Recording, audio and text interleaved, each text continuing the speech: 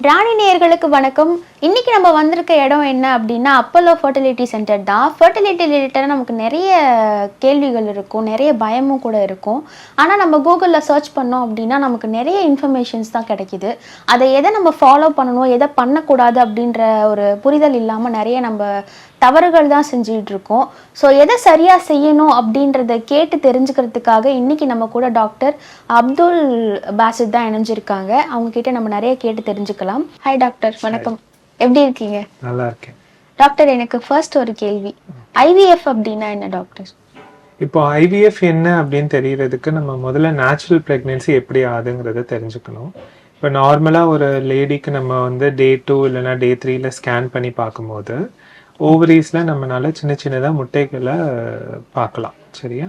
So இந்த சின்ன சின்னதாக முட்டைகள் வந்து பீரியட் டே இன்க்ரீஸ் ஆக ஆக ஒன்று பெருசாக வளர்ந்து ஃபார்ம் ஆகும். ஸோ அதுக்கப்புறம் என்ன ஆகும், இந்த முட்டை பயிரில் வளர்கிற முட்டை வந்து வெடித்து அது வந்து கருக்குள்ள, அதாவது ஃபெலோப்பியன் டியூப்குள்ளே உள்ளே போகும். உள்ளே போகிற டைமில் வந்து ஹஸ்பண்ட் அண்ட் ஒய்ஃப் சேர்ந்து இருந்து ட்ரை பண்ணாங்க அப்படின்னா ஸ்பெர்ம்ஸ் வந்து யூட்ரஸ் வழியாக அந்த டியூப்குள்ளே வந்து முட்டையை ஃபர்டிலைஸ் பண்ணி கருவாக மாறி அது திருப்பி யூட்ரஸ்குள்ளே வந்து இம்ப்ளான்ட் ஆகி ப்ரெக்னென்சியாக ப்ரொசீட் ஆகும். பட் இப்போ ஐவிஎஃப்ங்கிற முறையில் நம்ம என்ன பண்ணுறோன்னா, அந்த முட்டை வந்து முட்டை பையில் வெடித்து கருக்குழாய்க்குள்ளே போகிறதுக்கு முன்னாடி நம்ம அந்த முட்டைகளெல்லாம் வந்து வெளியில் எடுத்து அந்த ஃபர்டிலைசேஷன் அப்படிங்கிற ப்ராசஸ், அதாவது ஸ்பெர்மும் எக்கும் வந்து ஒன்றா சேர்றது வந்து லேபில் நடந்துச்சு அப்படின்னா அது வந்து நம்ம ஐவிஎஃப்னு சொல்கிறோம், இன்விட்ரோ ஃபர்டிலைசேஷன் சொல்கிறோம். ஸோ லேபில் வந்து ஃபர்டிலைசேஷன் பண்ணி அந்த எம்ப்ரியோவை வந்து நம்ம க்ரோ பண்ணி அதுக்கப்புறம் அந்த எம்ப்ரியோவை திருப்பி அவங்க அந்த உமனோட யூட்ரஸ்குள்ளே ரிப்ளேஸ் பண்ணுறது தான் நம்ம ஐவிஎஃப் அப்படின்னு சொல்கிறோம். ஓகே. இல்லை, டெஸ்ட் டியூப் பேபி நம்ம இது பண்ணுறோம், ஃபர்டில் மெடிசனும் இருக்குது. இப்போ இது ரெண்டுத்துக்கும் உள்ள டிஃப்ரென்ஸ் என்ன, அதில் இருக்க எப்படி அதை பண்ணுறாங்க அப்படின்றது? ஐவிஎஃப்ங்கிறது ஒரு பார்ட் ஆஃப் ஃபர்டிலிட்டி மெடிசன். இப்போ ஃபர்டிலிட்டி மெடிசன் வந்து நிறைய விஷயங்களை இன்க்ளூட் பண்ணுது.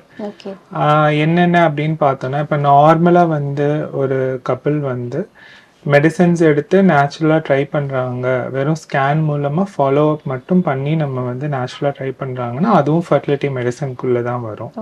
ரெண்டாவது வந்து ஐயுஐன்னு சொல்கிறோம். இப்போ வந்து ஹஸ்பண்டோட ஸ்பெர்ம் கவுண்ட் வந்து கம்மியாக இருக்குது, இல்லை ஹஸ்பண்ட் அண்ட் ஒய்ஃப்னால இன்டர்கோர்ஸில் ஈடுபட முடியலை, சரியா? இல்லைனா வந்து ஹஸ்பண்ட் வேறு இடத்துல வேலை பார்க்குறாங்க, ஒய்ஃப் வேறு இடத்துல வேலை பார்க்குறாங்க, பட் ப்ரெக்னென்சி அவங்க பிளான் பண்ணணும்னு நினைக்கிறாங்க. ஸோ இவங்களுக்கெல்லாம் நம்ம என்ன பண்ணுவோம், ஐயுஐங்கிற ஒரு ஆப்ஷன் வந்து கொடுப்போம். ஐயுஐ வந்து என்னென்னா, நம்ம வந்து முட்டை வளர்ந்து வெடிக்கிற சமயத்தில் ஹஸ்பண்டோட சீமனை வந்து லேபில் ப்ராசஸ் பண்ணி ஃபாஸ்ட்டாக மூவ் ஆகிற ஸ்பெர்ம்ஸை வந்து செப்பரேட் பண்ணி அதை யூட்ரஸ்குள்ளே இன்ஜெக்ட் பண்ணுறது வந்து ஐயுஐன்னு சொல்கிறோம். அதுக்கு அடுத்த ஸ்டெப் வந்து ஐவிஎஃப், முட்டையையும் வெளியில் எடுத்து நம்ம வந்து ஸ்பெர்மை இன்ஜெக்ட் பண்ணி கரு ஃபார்ம் பண்ணி அந்த கருவை திருப்பி உள்ளே வைக்கிறது வந்து ஐவிஎஃப். இதை தவிர்த்து லேப்ரோஸ்கோப்பின்னு இருக்குது, கீ ஹோல் சர்ஜரின்னு சொல்கிறோம் இல்லையா? இப்போ வந்து ஃபார் எக்ஸாம்பிள் டியூப் வந்து அடப்பாக இருக்கு அப்படின்னு சொல்லிட்டு டெஸ்ட்டில் ஸ்கேனில் வந்து வந்திருக்கு, ஹெச்எஸ்ஜி ஸ்கேனில் வந்து வந்திருக்கு. ஸோ டியூப் உண்மையிலே அடப்பாக இருக்கா, அதை வந்து சரி பண்ண முடியுமா அப்படின்னு தெரிஞ்சுக்கிறதுக்கு நம்ம லேப்ரோஸ்கோப்பி சஜஸ்ட் பண்ணலாம். ஸோ இதெல்லாம் வந்து different aspects of fertility medicine. IVF வந்து ஒரு பார்ட் ஆஃப் ஃபர்டிலிட்டி மெடிசன். குழந்தை பேர் இல்லாதவங்க வந்துட்டு இந்த கரு மருத்துவத்தின் மூலியமா வந்து குழந்தை பெற்றுக்க முடியுமா? அதற்கான வழிமுறைகள் என்ன, அதனை எப்படி, உங்களோட சஜஷன்ஸ் என்னன்னு சொல்லுங்க. இப்போ வந்து நம்ம ஐவிஎஃப் அப்படின்னு எடுத்தோம்னா அதுக்குன்னு குறிப்பிட்ட இண்டிகேஷன்ஸ் இருக்கு. இப்போ யாருனாலும் குழந்தைக்கு ட்ரை பண்றாங்க, அவங்க டைரக்டா ஐவிஎஃப்க்கு போங்க அப்படின்னு சொல்லி நம்ம சஜஸ்ட் பண்ண மாட்டோம். இப்போ என்ன இண்டிகேஷன்ஸ், எதுக்காக நம்ம ஐவிஎஃப் பண்ணுவோம்னு பார்த்தோம்னா, ஃபர்ஸ்ட் வந்து மேல் ஃபேக்டர் பார்ப்போம். மேல் ஃபேக்டர்ல என்னென்ன, ஸ்பெர்ம் கவுண்ட் வந்து ரொம்ப கம்மியாக இருக்குது, இல்லைன்னா ஸ்பெர்ம் மொட்டிலிட்டி வந்து ரொம்ப கம்மியாக இருக்குது, இல்லைன்னா ஹஸ்பண்ட் அண்ட் ஒய்ஃப்னால சேர்ந்து இருந்து ட்ரை பண்ண முடியல, ஐயுஐ வந்து ஃபெயில் ஆயிடுச்சு, 3 சைக்கிள் 4 சைக்கிள் ஐயுஐ பண்ணி பார்த்துட்டாங்க, பட் ப்ரெக்னென்சி வரலை, இவங்களுக்கெல்லாம் வந்து ஐவிஎஃப் சஜஸ்ட் பண்ணுவோம். இல்லை சீமனை சாம்பிளில் வந்து நம்ம எவாலுவேட் பண்ணி பார்க்கும்போது ஸ்பெர்ம்ஸே தெரியல, ஸ்பெர்ம்ஸே இல்லை, அசோஸ்பெர்மியாங்கிற கண்டிஷன்லையும் நம்ம ஐவிஎஃப் வந்து சஜஸ்ட் பண்ணுவோம். இப்போ ஃபீமேல் ஃபேக்டர்னு பார்த்தோன்னா 2 சைட் கருக்குழாய், அதாவது ஃபெலோப்பியன் டியூப் வந்து அடப்பாக இருக்கு, இல்லைன்னா அவங்க முட்டை எண்ணிக்கை வந்து ரொம்ப குறைவாக இருக்குது, இன்னும் கொஞ்ச நாள் ஆனால் அவங்களுக்கு முட்டையே இல்லாமல் போயிடும் அப்படிங்கிற சுச்சுவேஷன். அப்படி இல்லைன்னா அவங்களுக்கு வந்து ரொம்ப நாள் கல்யாணம் ஆகி ரொம்ப வருஷங்கள் ஆயிடுச்சு, எல்லா மெத்தட்ஸும் ட்ரை பண்ணிட்டாங்க, பட் ப்ரெக்னென்சி ஆகலை அப்படிங்கிறவங்களுக்கு ஐவிஎஃப் சஜஸ்ட் பண்ணுவோம். இல்லை அவங்களுக்கு ஏதாவது ஜெனட்டிக் ப்ராப்ளம் இருக்குது, நம்ம எம்ப்ரியோவை வந்து டெஸ்ட் பண்ணி கருவை வந்து டெஸ்ட் பண்ணி அந்த ஜெனட்டிக் ப்ராப்ளம் அந்த கருவுக்கும் இருக்கா இல்லையான்னு தெரிஞ்சுக்கிட்டு அதுக்கப்புறம் அதை வந்து யூட்ரஸ்குள்ளே வச்சு ப்ரெக்னென்சி ப்ரொசீட் பண்ணணும்னு நினைக்கும் போது ஐவிஎஃப் சஜஸ்ட் பண்ணுவோம். ஸோ எல்லாருக்கும் ஐவிஎஃப் அப்படிங்கிறது கிடையாது, அதுக்குன்னு ஒரு குறிப்பிட்ட இண்டிகேஷன்ஸ் இருக்குது. அந்த இண்டிகேஷன்ஸ்க்கு மட்டும்தான் நம்ம வந்து ஐவிஎஃப் சஜஸ்ட் பண்ணுவோம். இப்போ ஐவிஎஃப்ங்கிறது வந்து ஒரு சம்மரைஸ்டாக நான் சொல்கிறேன் எப்படி பண்ணுவோம் அப்படிங்கிறது. இது வந்து ஒரு 1 hour கவுன்சிலிங். ஆக்சுவலி பேஷண்ட்ஸ்க்கு நம்ம பேசணுன்னா எப்படி பண்ணுவோம், அதோட சக்ஸஸ் ரேட் என்ன அப்படிங்கிறது ரொம்ப டீட்டெயில்டான கவுன்சிலிங். பட் ஜஸ்ட் ஒரு சம்மரைஸ்ட் ஃபார்மில் இப்போ ஒரு லேடி வந்து பீரியட் ஆரம்பித்து வராங்க, ஐவிஎஃப்காக நம்ம சொல்லி வச்சுருக்கோம். ஸோ பீரியட் ஆரம்பித்து 2வது நாள் 3வது நாள் 2வது நாள் அல்லது 3வது நாள் வருவாங்க. ஸ்கேன் பண்ணி பார்ப்போம். ஸ்கேன் பண்ணி பார்த்து முட்டை எத்தனை எண்ணிக்கை இருக்குது ஒரு ஓவரியில் அப்படிங்கிறத பார்ப்போம். பார்த்துட்டு இன்ஜெக்ஷன்ஸ் ஆரம்பிப்போம். இப்போ நேச்சுரலாக நார்மலாக வந்து முட்டை பையில் ஒரு 7லேருந்து 15 முட்டைகள் தெரியும் ஆவரேஜாக ஒருத்தவங்களுக்கு டே 2 டே 3ல வந்தாங்க அப்படின்னா. பட் நேச்சுரல் சைக்கிளில் என்ன ஆகும், அந்த 7லேருந்து 15 முட்டைகள் ஒன்று மட்டும்தான் வளர்ந்து வரும். பட் ஆனால் நம்ம ஐவிஎஃப் பண்ணும்போது அந்த எல்லா முட்டைகளையும் ஒரே சமயத்தில் வளர வைப்போம். அதுக்குள்ள தகுந்த மாதிரி உள்ள இன்ஜெக்ஷன் நம்ம கொடுப்போம். கொடுத்து அந்த இன்ஜெக்ஷன் வந்து டெய்லி போடுற மாதிரி இருக்கும். ஃபார் அ பீரியட் ஆஃப் ஆவரேஜாக 10 டேஸ்க்கு டெய்லி போடுற மாதிரி இருக்கும். இதுக்கு நடுவில் ஒரு 3 தடவை இல்லை 4 தடவை ஸ்கேன் பண்ணி பார்ப்போம். ஸ்கேன் பண்ணி பார்த்துட்டு முட்டைலாம் சரியாக வளருதா, வேறு ஏதாவது பிரச்சனை இருக்காங்கிறத ஐடென்டிஃபை பண்ணிப்போம். ஸோ இந்த முட்டைகளெல்லாம் வளர்ந்த பிறகு அது தானாக வெடிச்சிடக்கூடாது இல்லையா, நம்ம எடுக்கணும் வெளியில். அது வளர்ந்துச்சுன்னா தானாகவே வெடிச்சிடும். ஸோ அது வெடிக்காமல் இருக்கிறதுக்காக 5வது இல்லை 6வது நாள்லேருந்து அடிஷ்னலாக ஒரு இன்ஜெக்ஷன் கொடுப்போம். அது வந்து முட்டையை எடுக்கிற வரைக்கும் கண்டினியூ பண்ணுற மாதிரி இருக்கும். ஸோ முட்டைலாம் வளர்ந்து 10 நாள் ஆயிடுச்சு, இன்ஜெக்ஷன் எல்லாம் போட்டாங்க, முட்டை எல்லாம் வளர்ந்துருச்சு அப்படிங்கும் போது நம்ம அந்த முட்டையை எடுக்கிறதுக்குள்ள ப்ரொசீஜர் பண்ணுவோம். அதுதான் எக் கலெக்ஷன் அப்படின்னு சொல்கிறோம்.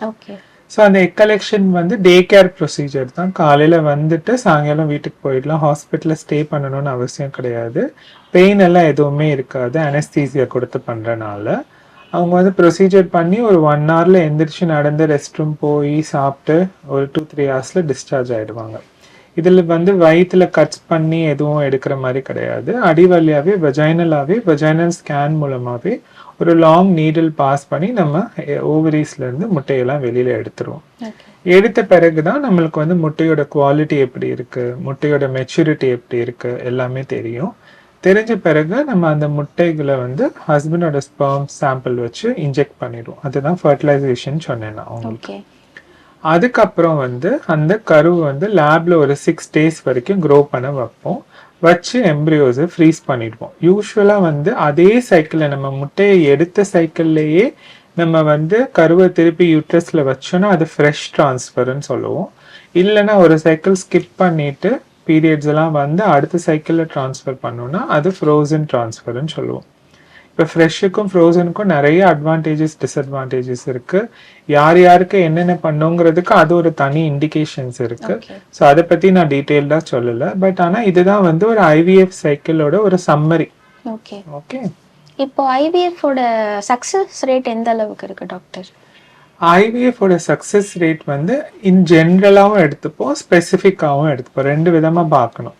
ஜென்ரலாக இப்போ 10 பேர் வந்து ஐவிஎஃப்க்கு ஒரு மாதம் ட்ரை பண்ணுறாங்க அப்படின்னா பேஷண்ட்ஸ் வந்து ஒரே மாதிரி ஒரே காரணத்துக்காக ஐவிஎஃப் ட்ரை பண்ண மாட்டாங்க. ஒரு காரணங்கள் ஒரு கப்பலுக்கு காரணங்கள் வேற வேற இருக்கும். ஸோ ஒரு கப்பலுக்கு வந்து டியூப்ல அடப்பு அப்படிங்கிறனால ஐவிஎஃப் பண்ணுறாங்க. இன்னொருத்தர் வந்து ஸ்பெர்ம்ஸ் வந்து ரொம்ப கம்மியாக இருக்குங்கிறதுக்காக ஐவிஎஃப் பண்ணுறாங்கன்னா நம்ம எல்லாருக்கும் ஒரே சக்ஸஸ் ரேட் சொல்ல முடியாது. So but on an average வந்து 60 to 70% சொல்லலாம். அதாவது ஒரு 10 பேர் வந்து எம்ப்ரியோவை டிரான்ஸ்ஃபர் பண்ணிக்கிறாங்க இந்த மாதம், அந்த கருவை வந்து கர்ப்பப்பைக்குள்ளே செலுத்திக்கிறாங்க அப்படின்னா ஒரு 6லேருந்து 7 பேர் ப்ரெக்னென்ட் ஆகிடுவாங்க. மீதம் 3-4 பேர் ஃபெயில் தான் ஆகும். இது வந்து ஆல் ஓவர் த வேர்ல்டு இப்படி தான். பட் இண்டிவிஜுவலாக ஒரு கப்பலுக்கு எவ்வளோ சக்ஸஸ் ரேட் ஐவிஎஃப்லன்னு பார்த்தோன்னா 3 விஷயங்களை டிபெண்ட் பண்ணுது. ஃபர்ஸ்ட் வந்து எம்ப்ரியோ குவாலிட்டி. ஓகே. எல்லாத்த விடையும் எம்ப்ரியோ குவாலிட்டி தான் வந்து ரொம்ப ரொம்ப முக்கியம். எம்ப்ரியோ குவாலிட்டி அகெயின் எதை டிபெண்ட் பண்ணுது? ஸ்பெர்ம் குவாலிட்டியையும் எக் குவாலிட்டியும் டிபெண்ட் பண்ணுது. ஸ்பெர்ம் குவாலிட்டி நல்லா இருந்துச்சு, எக் குவாலிட்டி நல்லா இருந்துச்சுன்னா எம்ப்ரியோ குவாலிட்டி நல்லா இருக்கும். எம்ப்ரியோ குவாலிட்டி ரொம்ப ரொம்ப முக்கியம். அதோட எம்ப்ரியோ நம்பர். ஒரு எம்ப்ரியோ நம்ம வந்து யூட்ரஸ்குள்ள வைக்கும் போது நம்மளுக்கு பிரெக்னன்சி ரேட்ஸ் வந்து அரௌண்ட் 40% வருது.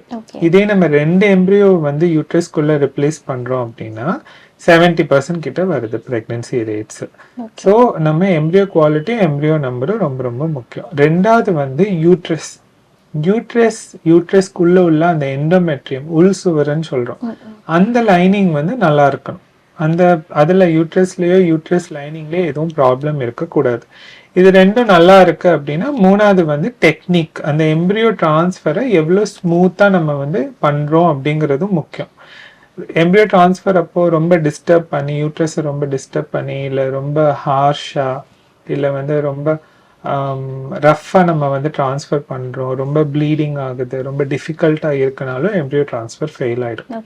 ஸோ இந்த 3 விஷயங்கள் வந்து நல்லபடியாக இருந்துச்சுன்னா 60 to 70% சக்ஸஸ் ரேட் வந்துடும். இந்த 3 விஷயங்கள் நல்லா இருந்துமே ஒரு 3-4 பேருக்கு ஃபெயில் ஆகலாம். ஃபர்ஸ்ட் எம்ப்ரியோ டிரான்ஸ்ஃபர் ஃபெயில் ஆச்சுன்னா அதுக்கப்புறம் நிறைய அட்வான்ஸ்ட் இன்வெஸ்டிகேஷன்ஸ் இருக்கு. ஏன் வந்து எம்ப்ரியோ டிரான்ஸ்ஃபர் ஃபெயில் ஆச்சு, எம்ப்ரியோ நல்லா இருக்கு, யூட்ரஸ் நல்லா இருக்கு, ஆனாலும் ஃபெயில் ஆயிருக்குங்கிறத நம்ம இன்வெஸ்டிகேட் பண்ணி பார்த்துட்டு தான் நம்ம அடுத்த எம்ப்ரியோ டிரான்ஸ்ஃபருக்கு போகணும். ஓகே. இப்போ ரொம்ப நாளா வந்துட்டு இந்த குழந்தையின்மை அப்படின்ற பிரச்சனை வந்து அதிகரிச்சுட்டே இருக்குல்ல, அதுக்கு ரீசன் என்ன டாக்டர்? இப்போ அது வந்து நம்ம வந்து 2 விதமா பார்க்கணும். ஒன்று வந்து சோஷியலான, நம்ம வந்து இப்போ கல்யாணம் பண்ற ஏஜே ரொம்ப ஜாஸ்தி ஆயிடுச்சு. முன்னாடிலாம் 18 to 20 இயர்ஸ்ல வந்து கல்யாணம் பண்ணிட்டு இருந்தாங்க. இப்போ வந்து 30-32ல தான் வந்து கல்யாணம் ஆகி செட்டில் ஆகிறாங்க. அப்படியே கல்யாணம் ஆனாலுமே ஒரு சைல்டு பர்த் அப்படிங்கிறத வந்து ஒரு 3 years to 5 years வந்து போஸ்ட்போன் பண்ணிடுறாங்க கப்பிள்ஸ். ஸோ அதனால வந்து ப்ரெக்னென்சி ஆறதுமே வந்து ரொம்ப டிஃபிகல்ட் ஆகிடுது. அதுக்கப்புறம் இன்னொன்று என்னென்னா வந்து நம்ம சோஷியல் ஹெல்த், நம்ம லைஃப் ஸ்டைல் சாய்ஸஸும் வந்து ரொம்ப டிஃப்ரெண்ட்டாக இருக்குது. இப்போ நம்ம ரொம்ப junk food, process food prefer பண்ணுறோம். வெஜிடபிள்ஸு, ஃப்ரூட்ஸ் எல்லாம் வந்து சாப்பிட்றதே கிடையாது. ரொம்ப ஸ்ட்ரெஸ் லெவல்ஸ் வந்து ரொம்ப அதிகமாகிடுச்சு. கார்ப்பரேட் ஒர்க்கு, நைட் ஷிஃப்ட் பார்க்குறது. ஸோ ஒரு நாளைக்கு ஒரு அடிக்வேட் ஸ்லீப் கிடைக்கிறது கிடையாது. ஸ்மோக்கிங், ஆல்கஹால் யூசேஜ் வந்து ரொம்ப இன்க்ரீஸ் ஆகிடுச்சு. ஸோ இதெல்லாமே தான் வந்து டிக்ளைனிங் ஃபர்டிலிட்டிக்கு காரணம். பட் ஆனால் இன்னொரு ஆஸ்பெக்டில் பார்த்தோம், எவல்யூஷனரி ஆஸ்பெக்டில் பார்த்தோன்னா எப்போவுமே நேச்சர் வந்து எல்லாத்தையுமே வந்து ஒரு கண்ட்ரோல் லெவலில் வச்சுக்க தான் ட்ரை பண்ணும். இப்போ நம்ம பாப்புலேஷன் வந்து ரொம்ப எக்ஸசிவ் ஆயிடுச்சு.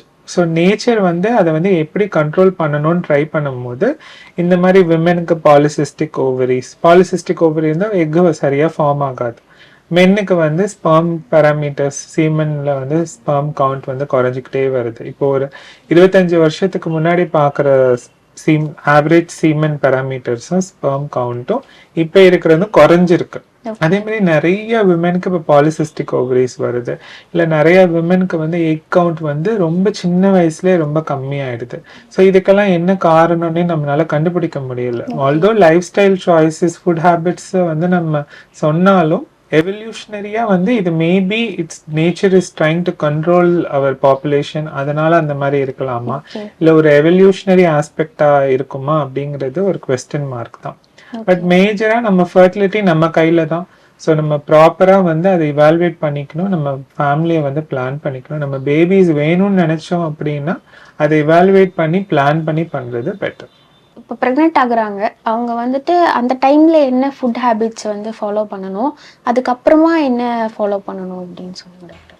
இப்போ ப்ரெக்னென்சிங்கிறது வந்து வெறும் ஃபுட் ஹேபிட்ஸை மட்டும் நம்ம கான்சென்ட்ரேட் பண்ணக்கூடாது. இப்போ நம்ம சாப்பாடுலேயே நம்ம எல்லாமே கண்ட்ரோல் பண்ணோம்னா ஹாஸ்பிட்டலே தேவையில்லை இல்லையா? டாக்டர்ஸ் இவ்வளோ படிக்கணும்னு அவசியம் இல்லை, ஹாஸ்பிட்டல் இத்தனை கட்டி ரன் பண்ணணும்னு இல்லை. ஸோ சாப்பாடு மட்டுமே நம்மளுக்கு எல்லா ஆன்சர்ஸும் கொடுக்கும் அப்படிங்கிறது கிடையாது. நம்ம ஹோலிஸ்டிக்காக தான் பார்க்கணும். ப்ரெக்னென்சியில் நம்ம என்னென்ன பண்ணணும் அப்படிங்கிறத தான் நம்ம பார்க்கணும். இப்போ ப்ரெக்னென்சியில் வந்து ஃபஸ்ட்டு வந்து ப்ரெக்னென்சி கன்ஃபார்ம் ஆனவனே கண்டிப்பாக போய் ஃபஸ்ட்டு டாக்டரை பார்த்துடணும். நம்மளுக்கு யூரின் டெஸ்ட்டு பாசிட்டிவ்னு வந்துருச்சுன்னா நம்ம போய் டாக்டரை பார்த்துடணும். பார்த்து ஃபஸ்ட்டு ஏர்லி ப்ரெக்னென்சி ஸ்கேன் பண்ணிக்கணும். ஏன் அந்த ஸ்கேன் வந்து ரொம்ப முக்கியம் அப்படின்னா, நம்மளுக்கு யூட்ரஸ்ல தான் பிரெக்னன்சி இருக்கா, இல்லை யூட்ரஸை விட்டு வெளியில இருக்கா, டியூப்ல தங்கி இருக்கா, எக்டோபிக் பிரெக்னன்சியா இருக்கான்னு அதுதான் சொல்லும். சிங்கிள் பிரெக்னன்சியா இல்லை ட்வின்ஸாங்கிறதும் நம்ம அந்த நேரத்தில் தான் ஐடென்டிஃபை பண்ணிக்க முடியும். ஸோ அதுக்கு ஏத்தாப்புல நம்ம மென்டலியும் நம்ம ப்ரிப்பேர் ஆயிடுவோம், மெடிக்கலியும் வந்து என்ன எக்ஸ்ட்ராவாக நம்மளுக்கு கேர் கொடுக்கணும், நம்ம எப்படி சாப்பிடணும் அப்படிங்கிறது டாக்டர்னால வந்து அட்வைஸ் பண்ண முடியும். ஸோ இது வந்து கண்டிப்பாக பண்ணிக்கணும். அண்ட் ப்ரெக்னென்சி பிளான் பண்ணுறதுக்கு முன்னாடியில் ஒரு 3 months முன்னாடியிலேருந்தே ஃபோலிக் ஆசிட் மல்டிவிட்டமின்லாம் ஸ்டார்ட் பண்ணுறது பெட்டர். ஃபோலிக் ஆசிடுங்கிறது ரொம்ப ரொம்ப முக்கியம். ஏன்னா வந்து அது பேபியோட பிரெயின் டெவலப்மெண்ட்டுக்கு ரொம்ப முக்கியம். அது இல்லாமல் சாப்பிடாம இருந்தோம் அப்படின்னா, இல்லை டெஃபிஷியன்சி இருந்துச்சு உடம்புல அப்படின்னா, நம்ம வந்து கண்டிப்பாக பேபி வந்து அஃபெக்ட் ஆகும். ஸோ இது வந்து ஃபுட்டுனால காம்பன்சேட் பண்ண முடியாது. நம்ம வெளியில் எக்ஸ்ட்ராவாக சப்ளிமெண்ட்ரியாக எடுத்து தான் ஆகணும். மூணாவது வந்து என்னன்னா, நம்ம ஃபுட் ஹேபிட்ஸ்ன்னு பார்த்தோம் அப்படின்னா, யூஸ்வலாக நீங்கள் முன்னாடி என்னென்னலாம் சாப்பிட்டுட்டு இருந்தீங்களோ அது எல்லாமே ப்ரெக்னென்சியில் சாப்பிடலாம். ஓகே, புதுசாக எதுவும் ஸ்டார்ட் பண்ண அட்வைஸ் பண்ண மாட்டோம். பிகாஸ் நீங்கள் அதுக்கு அலர்ஜிக்காக இருக்கலாம். இப்போ ப்ரெக்னென்சியில் அலர்ஜிக் சிம்டம்ஸ் வந்துருச்சுன்னா மெடிசன் எடுக்கிறதும் கஷ்டம், உங்களையும் எஃபெக்ட் பண்ணும், பேபியையும் எஃபெக்ட் பண்ணும். ஸோ முன்னாடி என்னென்னலாம் சாப்பிட்டுட்டு இருந்தீங்களோ அதெல்லாம் வந்து கண்டினியூ பண்ணலாம், புதுசாக எதுவும் ட்ரை பண்ண வேண்டாம். ரெண்டாவது முக்கியமான விஷயம் என்னென்னா, வெளியிலேருந்து வாங்கி சாப்பிட்றத கம்ப்ளீட்டாக அவாய்ட் பண்ணிட்டோம். வீட்டில் சமைச்சு ஃப்ரெஷ்ஷாக சாப்பிட்றது ஆல்வேஸ் பெட்டர். பிகாஸ் வெளியில் எப்படி சமைப்பாங்க, என்ன ஆட் பண்ணுவாங்க, க்ளீனாக இருக்குமா, ஹைஜீனிக்காக இருக்குமான்னு தெரியாது. ஃபுட் பாய்சனிங் அந்த மாதிரிலாம் ஆச்சு அப்படின்னா ஆன்டிபயோட்டிக்ஸ் ஏர்லி ப்ரெக்னென்சியில் சாப்பிட முடியாது. அப்புறம் ஏற்கனவே ப்ரெக்னென்சியில் நம்மளுக்கு வந்து வாமிட்டிங், நாசியாலாம் இருக்கும். அதோட டயரியாவும் போச்சுன்னா ரொம்ப டீஹைட்ரேஷன் ஆயிடும், அது ஒரு மெடிக்கல் எமர்ஜென்சி ஆகிடும். இன்னொன்று என்னென்னா, நம்ம வந்து நிறைய ஃப்ரூட்ஸ், வெஜிடபிள்ஸ் அண்ட் வாட்டர் வந்து இன்க்ளூட் பண்ணிக்கணும். ஏன்னா கான்ஸ்டிபேஷன் ஆகிறதுக்கு ரொம்ப ஹை சான்சஸ் இருக்குது ப்ரெக்னென்சியில். ஸோ ஃப்ரூட்ஸு, வெஜிடபிள்ஸ், வாட்டர் வந்து நம்ம நிறையா குடிக்கும் போது நம்மளுக்கு வந்து இந்த கான்ஸ்டிபேஷன் ப்ராப்ளம் வந்து அவாய்ட் பண்ணிக்கலாம். ஃப்ரூட்ஸ் வந்து ஜென்ரலாக நம்மளோட சொசைட்டியில் வந்து பைனாப்பிள், பப்பாயாலாம் அவாய்ட் பண்ண சொல்லுவாங்க. பட் அதை அவாய்ட் பண்ணணும் அப்படிங்கிற தேவை கிடையாது, அதை லிமிட் பண்ணிக்கலாம். பிகாஸ் அதில் இருக்கிற ஒரு கெமிக்கல் வந்து என்ன பண்ணுன்னா, யூட்ரஸை வந்து கண்ட்ராக்ட் பண்ண வைக்கும்.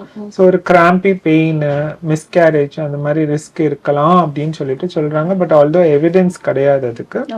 பட் ஜென்ரலி நம்ம பெரியவங்க சொன்னனால நம்ம அதை ஃபாலோ பண்ணிக்கிறது, அவாய்ட் பண்ணிக்கிறது பெட்டர். அப்புறம் வந்து நம்ம அடுத்த ஸ்கேன் வந்து early pregnancy scan, pregnancy confirm ஆனவன பண்ணுறோம். அதுக்கப்புறம் வந்து நம்ம வந்து என்டி ஸ்கேன் பண்ணணும். என்டி ஸ்கேன் வந்து அரௌண்ட் 12 weeksல பண்ணுவோம். அது வந்து பேபியோட பிரெயின் டெவலப்மெண்ட் ப்ராப்பராக இருக்கா, ஜெனட்டிக் ப்ராப்ளம், டவுன் சிண்ட்ரோம் அந்த மாதிரி ஏதாவது வரதுக்கு வாய்ப்பு இருக்கான்னு பார்க்குற ஸ்கேனு. அதுவும் வந்து ரொம்ப கம்பல்சரி ஸ்கேன், மிஸ் பண்ணவே கூடாது. அதுக்கப்புறம் வந்து அனாட்டமி ஸ்கேன்னு சொல்லிட்டு 5 months ஸ்கேன் பண்ணுவோம். அதில் தான் வந்து டீட்டெயில்டாக எல்லா ஆர்கன்ஸும் கரெக்டாக ஃபார்ம் ஆயிருக்கா அப்படிங்கிறத பார்ப்போம். அதுக்கப்புறம் க்ரோத் ஸ்கேன் பண்ணுவோம். அது வந்து அரௌண்ட் 7 to 8 monthsல பண்ணுவோம். அது வந்து பேபியோட க்ரோத் வந்து கரெக்டாக இருக்கா அப்படின்னு பார்த்துக்கிறதுக்காக. ஸோ இதெல்லாம் வந்து முக்கியமான ஸ்கேன். 4 முக்கியமான ஸ்கேன் மிஸ் பண்ணக்கூடாது. மல்டிவிட்டமின்ஸ், ஃபோலிக் ஆசிட் எடுத்துக்கணும். ஃபோலிக் ஆசிட் முடிஞ்சு 12 weeksோட யூஸ்வலாக ஸ்டாப் பண்ணிடுவோம். அதுக்கப்புறம் அயன் சப்ளிமெண்ட், கால்சியம் சப்ளிமெண்ட் கொடுப்போம். அதுவும் கண்டினியூஸாக எடுக்கணும், டெலிவரி வரைக்கும் எடுக்கணும். பிகாஸ் ஆல்ரெடி நம்ம இந்தியன் விமன் வந்து ரொம்ப அனிமிக்காக இருப்பாங்க, அதாவது ரத்த சோகையோடு இருப்பாங்க. So iron supplement, calcium supplement கண்டிப்பாக எடுக்கணும். ஏன்னா அது எடுக்கலைன்னா பின்னாடி டெலிவரி ஆன பிறகு ரொம்ப பெயின், பேக் ஏக்கு, டயர்ட்னஸ் அதெல்லாம் வர்றதுக்கு வாய்ப்பு இருக்கு. இன்னொரு முக்கியமான விஷயம் என்ன சொல்லணும்னு நான் விரும்புகிறேன்னா, நான் வெஜிடேரியன் சாப்பிடலாமா அப்படிங்கிறது நிறைய பேஷண்ட்ஸ் கேட்குறாங்க. நான்வெஜ் வந்து கண்டிப்பாக சாப்பிடலாம். நீங்கள் முன்னாடியே சாப்பிட்டுட்டு இருந்தீங்கன்னா அது கண்டிப்பாக சாப்பிடலாம். பிகாஸ் மேபி ஒரு புதுசாக ஆரம்பிச்சிங்கன்னா மேபி நீங்கள் அலர்ஜிக்காக ஆகிடலாம் இல்லையா. அதனால் முன்னாடி சாப்பிட்டுட்டு இருந்தீங்கன்னா சாப்பிடலாம் கண்டிப்பாக. பட் நல்லா குக் பண்ணி சாப்பிடணும். ஃப்ரிட்ஜில் வச்சு எடுத்து சூடு பண்ணி சாப்பிட்றத அவாய்ட் பண்ணிடணும். நல்லா ரா மீட் அதெல்லாம் சாப்பிடவே கூடாது. இந்த சூஷி அந்த மாதிரிலாம் சொல்கிறாங்க இல்லையா, ரா ஃபிஷ்ஷு, ரா மீட் அதெல்லாம் வந்து கண்டிப்பாக சாப்பிடவே கூடாது. எக்குமே வந்து ஹாஃப் பாயில் அவாய்ட் பண்ணிடணும். ஏன்னா அதில் டைஃபாய்ட் கிருமி பரவலாம். அதனால வந்து ஃபுல்லாக குக் பண்ணி ப்ராப்பராக ஹீட் பண்ணி தான் சாப்பிடணும். ஸோ இதெல்லாம் இந்த ஃபுட் ஹேபிட்ஸ் எல்லாம் ஃபாலோ பண்ணிக்கணும். இந்த ஸ்கேன்ஸ் எல்லாம் பண்ணிக்கணும். பிளட் டெஸ்ட் எல்லாம் பண்ணி ஏதாவது ப்ராப்ளம் இருக்க பிளட் டெஸ்ட்லனா அதையும் கரெக்ட் பண்ணிக்கணும். இதெல்லாம் பண்ணிட்டீங்கனாலே உங்களுக்கு ப்ரெக்னென்சியே பாதி கடந்த மாதிரி, ஒன்றும் காம்ப்ளிகேஷன்ஸ் இல்லாமல். ஓகே, அப்ப நார்மல் டெலிவரிக்கு இது எல்லாமே நம்ம பண்ணலாம் இல்லையா? இப்ப இதெல்லாம் பண்ணா நார்மல் டெலிவரிக்கு வந்துட்டு அப்படி கிடையாது. நார்மல் டெலிவரி அப்படிங்கிறது வந்து நிறைய விஷயங்களை டிபெண்ட் பண்ணி இருக்கு. அதாவது பேபியோட பொசிஷன், மதரோட போன் ஸ்ட்ரக்சர் எப்படி இருக்கு, ஓகே மதரோட ஹைட் எப்படி இருக்கு, பேபியோட வெயிட் எப்படி இருக்கு, அவங்களுக்கு வேற ஏதாவது மெடிக்கல் காம்ப்ளிகேஷன்ஸ் இருக்கா, சர்ஜிக்கல் காம்ப்ளிகேஷன்ஸ் இருக்கா. ஃபார் எக்ஸாம்பிள் முன்னாடி சிசேரியன் பண்ணியிருக்காங்க, ஒரு சிசேரியன் பண்ணியிருக்காங்கன்னா நம்ம நார்மல் டெலிவரிக்கு ட்ரை பண்ணலாம். பட் நார்மல் டெலிவரி ட்ரை பண்ணும்போது ஒரு 200 பேர் ஒருத்தருக்கு அந்த தையல் விட வாய்ப்பு இருக்கு. ஓகே ஸோ அது வந்து ப்ராப்பரான செட்டப்ல தான் மானிட்டர் பண்ணி தான் நம்ம அலோவ் பண்ணணும். சும்மா ரேண்டமாக ஏதாவது ஒரு ஸ்மால் நர்சிங் ஹோம்ல பண்ணுறது இஸ் நாட் வெரி சேஃப். அதே மாதிரி 2 சிசேரியன் 3 சிசேரியன் பண்ணியிருக்காங்க, இப்போ நார்மல் டெலிவரி வேணும்னா அது கண்டிப்பாக அட்வைஸ் பண்ண மாட்டோம் டாக்டர்ஸ். ஏன்னா நார்மல் டெலிவரியில் நிறைய ரிஸ்க் இருக்கு. ஸோ அது வந்து நிறைய விஷயங்களை டிபெண்ட் பண்ணி இருக்கு. நம்ம வந்து எல்லாருக்கும் இதை தான் பண்ணணும் அப்படின்னு சொல்ல முடியாது. ஒரு இண்டிவிஜுவல் பேஷண்ட்டுக்கு அவங்களோட ஹிஸ்டரியை வச்சு தான் நம்ம வந்து ரெக்கமெண்ட் பண்ண முடியும். ஓகே ஆஃப் ப்ரெக்னன்சி சக்ஸஸ் அப்படின்னா ஏஜ் ஆஃப் த உமன் தான். Okay so age of the woman வந்து ரொம்ப ரொம்ப ரொம்ப முக்கியம். ஓகே ஸோ சீக்கிரமாக குழந்தை பெற்றுக்கிறது நல்லது. 25ல இருந்து 33 34க்குள்ள அட்லீஸ்ட் ஒரு ஃபர்ஸ்ட் பேபி பிளான் பண்றது இஸ் ஆல்வேஸ் பெட்டர். இது வந்து உண்மை. இப்போ ஏஆர்டி லா அப்படின்னு சொல்லிட்டு 22ல வந்து வந்திருக்கு 2022ல. அதுபடி என்னன்னா நம்ம ஃபீமேல் பார்ட்னரோட ஏஜ் வந்து 50க்குள்ள தான் இருக்கணும், மேல் பார்ட்னரோட ஏஜ் வந்து 55க்குள்ள தான் இருக்கணும். ஓகே இப்படி இருந்தால் தான் நம்ம ஃபர்டிலிட்டி ட்ரீட்மெண்ட் வந்து கொடுக்க முடியும், இல்லைன்னா கொடுக்க முடியாது. அந்த மாதிரி குழந்தையே பெற்றுக்க முடியாதுன்னு சொல்றவங்க உண்மையிலே இண்டிகேஷன் அந்த மாதிரி இருக்கிறவங்க வந்து ரொம்ப கம்மி தான். ஓகே எல்லா விதமான ப்ராப்ளம்க்கும் மாடர்ன் மெடிசன் ஃபர்டிலிட்டியில வந்து சொல்யூஷன் இருக்கு. ஓகே